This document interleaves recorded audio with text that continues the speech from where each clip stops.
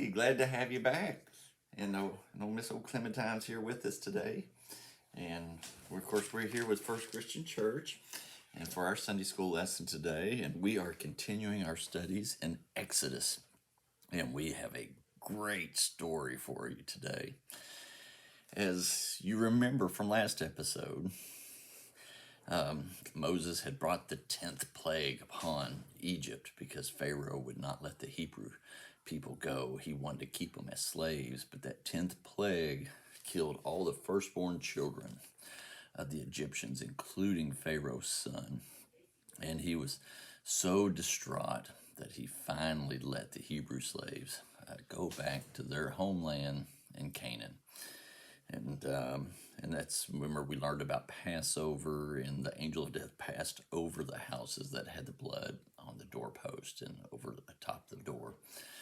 And that's why the Hebrews, or a lot of the Jewish families, celebrate the Passover even today. And another celebration they do, as they were heading out of Egypt, God told them about another celebration he wanted them to do every year, and they continue to do that, which is the festival of unleavened bread, in which they eat bread that doesn't rise, it doesn't have yeast in it. It's kind of a flat bread, and it's something they eat for 7 days as another remembrance of them leaving Egypt and going back to their homeland there in Canaan land.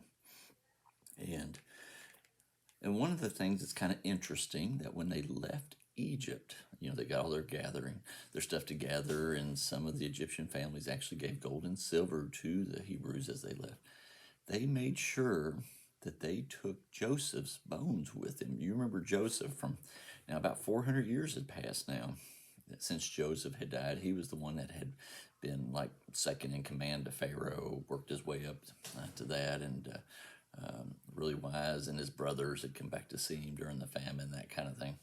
So he had died, and he had made the Hebrews promise that when they went back, that they would take his bones with him, and they did. They kept that promise.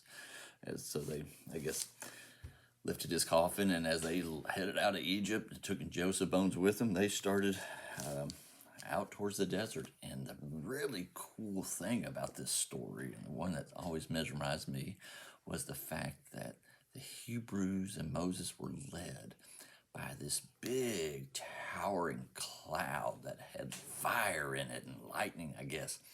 And it went out in front of them and showed them the way it wanted them to go. And so this large crowd of people are being led by this pillar of cloud and fire. And it's interesting, this pillar of cloud and fire, it didn't lead them the shortest way back to Canaan around the Mediterranean Sea coast. No, because that's where the Philistines lived. And God didn't want to go that way. And I guess he didn't want to do battle with the Philistines quite yet. I was going to save that for a later time. He led them through towards the desert, towards the Red Sea. And at this time, I'm kind of showing you a map of the Red Sea. And we don't know exactly where they went on the banks of the Red Sea, but we know they went to a beach where they all were able to gather there through the desert, and they set up camp there on this beach. Well, as it turns out, Pharaoh changed his mind. He decided after a while that he had made a mistake, and he wanted to get the Hebrew people back. And so he mustered his armies and followed the trail, the breadcrumbs, so to speak, and I suspect he kind of knew where they were. And so he headed that way. And we think there's a lot of recent archaeology that has been done lately. It makes us think that Nuweiba Beach may be the location where the Hebrews were camped out, right there beside the Red Sea. And I'm showing you some pictures of that beach. And there's an actual stone pillar there that's been there for a long time. Nobody knows its origin. And there's one on the other side.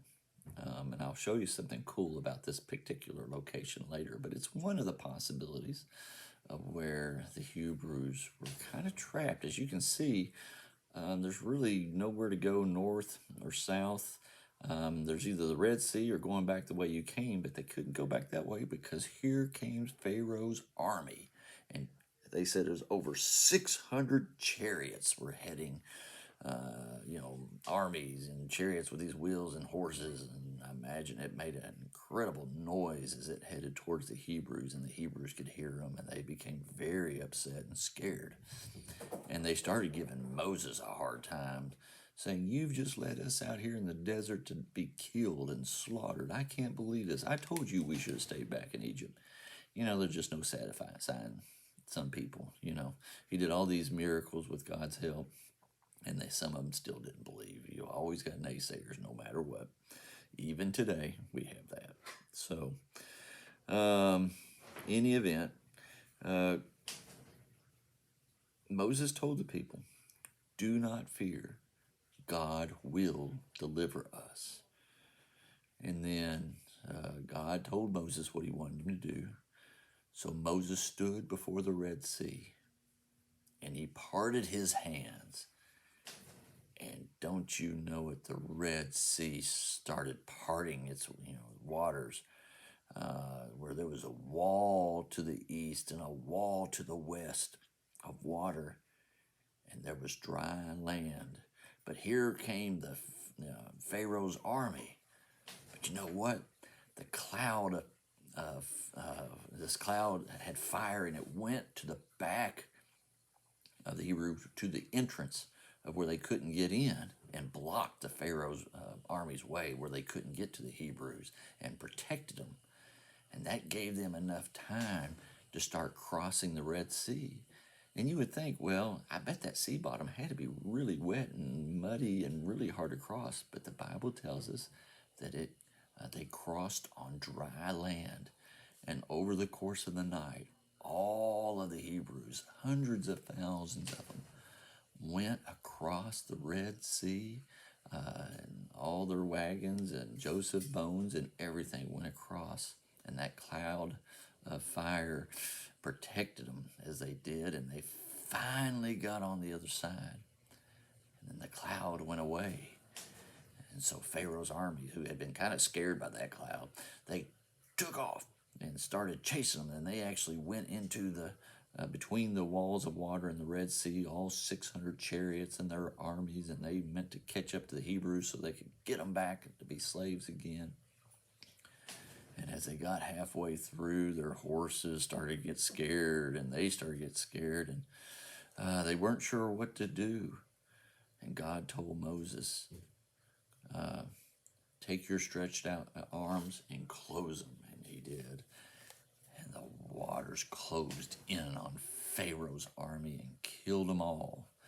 We don't think Pharaoh was in there himself, but all the Pharaoh's armies that were going to kill and take the Hebrews captive, they all died in the Red Sea.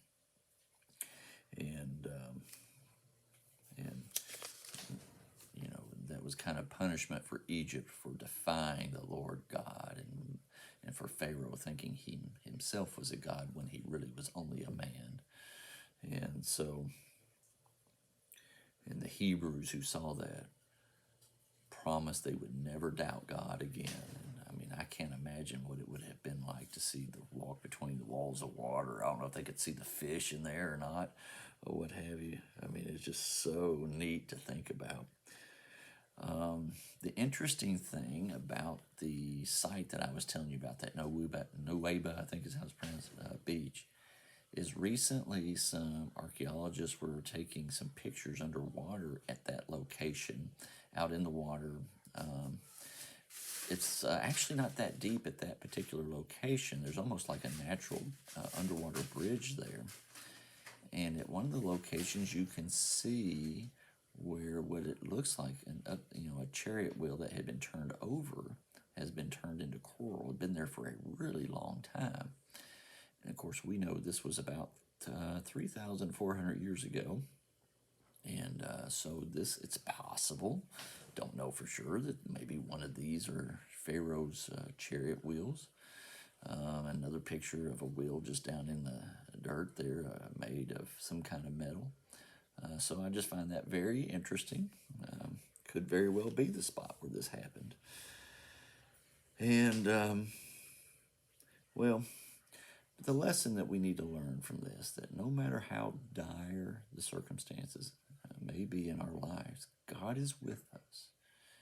He will deliver us from this earth to heaven through believing in His Son, Jesus Christ.